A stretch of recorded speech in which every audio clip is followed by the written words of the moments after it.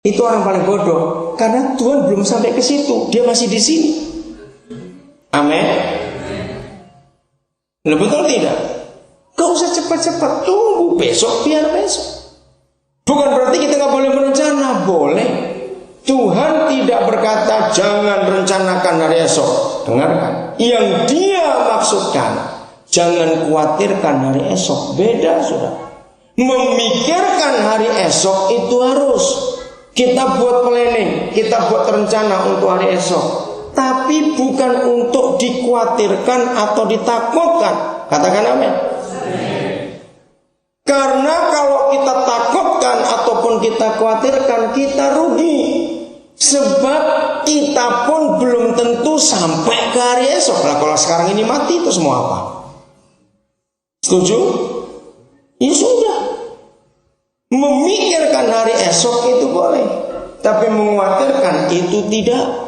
Maka dari Matius 6 itu saya menemukan istilah ini. Manusia yang memikirkan hari esok, dia pasti tidak bisa khawatir. Tapi manusia yang mengkhawatirkan hari esok, dia pasti nggak bisa mikir. Catat itu baik-baik.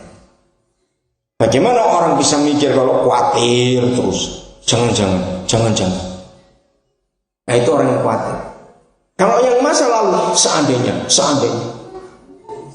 Jadi kalau saya diajak bicara orang, kata mana yang paling banyak dikatakan, saya tahu. Orang ini hidupnya kemarin atau hidupnya besok. Kalau orang itu hidupnya hari ini, dia itu optimis. Hari ini.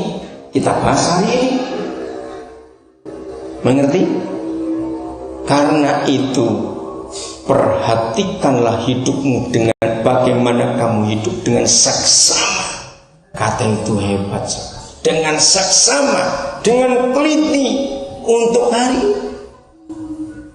Nah, suatu kali waktu saya betul-betul bertanya, bagaimana Papa?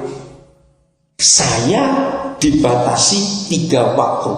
Kemarin, hari ini, besok. Tapi Bapak cuma adanya hari ini. Bagaimana itu? Sulit untuk dimengerti. Saudara, ternyata jawabannya gampang sekali. Dengarkan.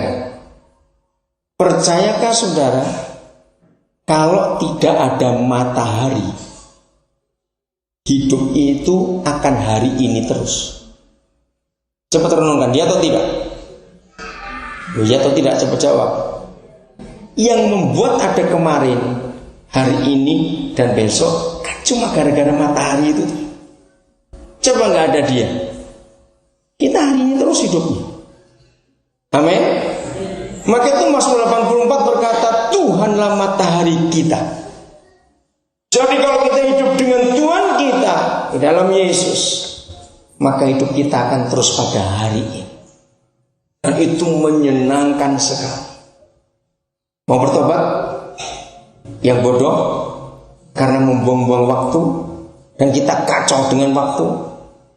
Sudah sampai hari ini masih di hari tahun yang lalu. Baru hari ini belum selesai, sudah kecepatan ke depan. Ingat itu. Kita harus menyadari itu. Maka kalau dikatakan Yesus Tuhan kita itu Immanuel, berarti Immanuel itu untuk apa? Untuk hari ini.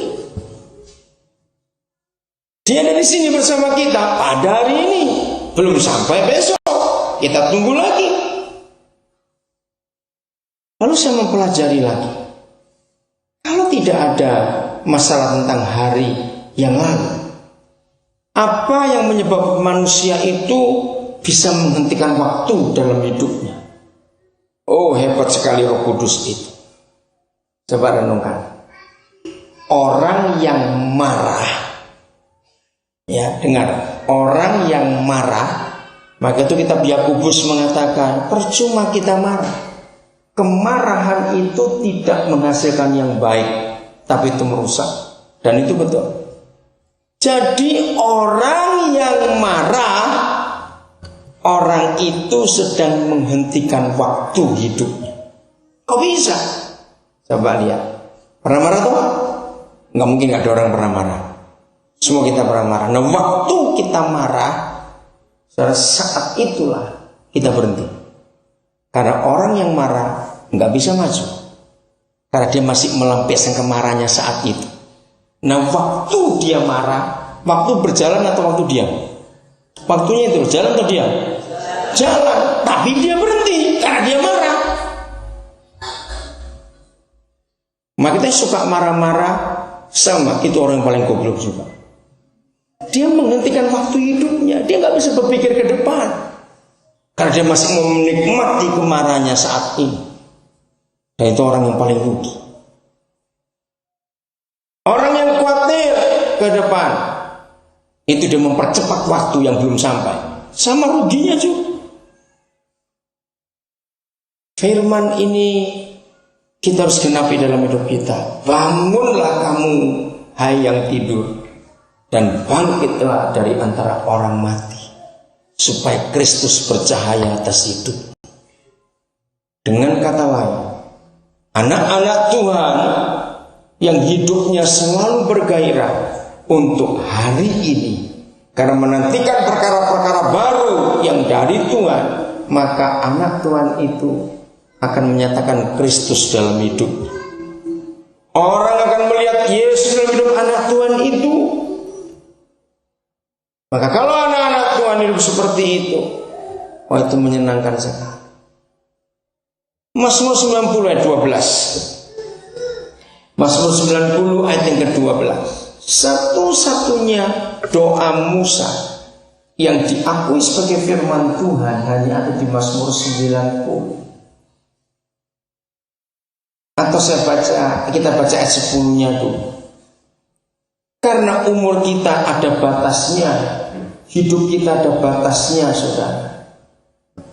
Anak-anak muda, engkau teliti ayat ini. Saya minta semua pelajar, mahasiswa, pemuda, pemudi, renungkan ayat 10. Berapa umur kita? 70 tahun. Kalau kita kuat berapa tahun? 80 tahun. Kalau lebih daripada itu apa? Hanya apa dan apa?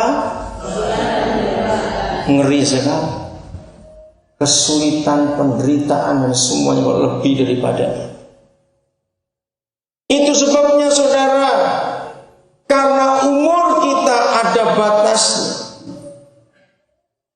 maka kita harus terus memikirkan apa yang kita bisa hasilkan dalam hidup ini. Amin. Paulus menuliskan dari Kejadian pasal 1, itu saya kagum sekali. Kalau sudah baca Kejadian 1 ayat 11 dan 12 sampai Wahyu 22 ayat 2, hebat sekali.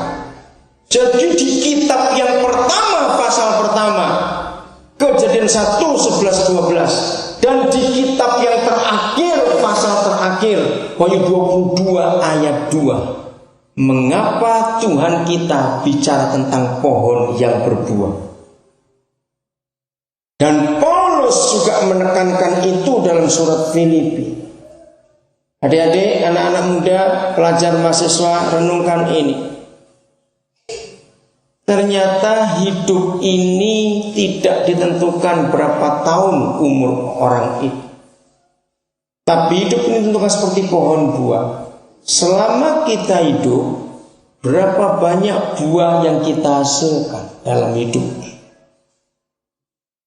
Anak-anak muda, engkau harus berpikir begini. Untuk engkau bisa sukses di umur 30, itu ukuran orang 30. Maka jangan kalian berpikir nanti tunggu umur 24 atau 25. Terlambat. Betul enggak? Kalau kalian mau sukses umur 30, jangan mikir aku tunggu umur 24.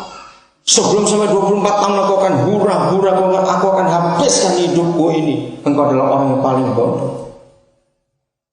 Belum lama, saya nggak tahu ada yang nonton TV tidak. Anak laki dari salah satu kota di Jawa Tengah, umur 8 tahun, sudah menjadi pemain piano kelas dunia. Dan dia ikut konser di beberapa negara. Umur 8 tahun.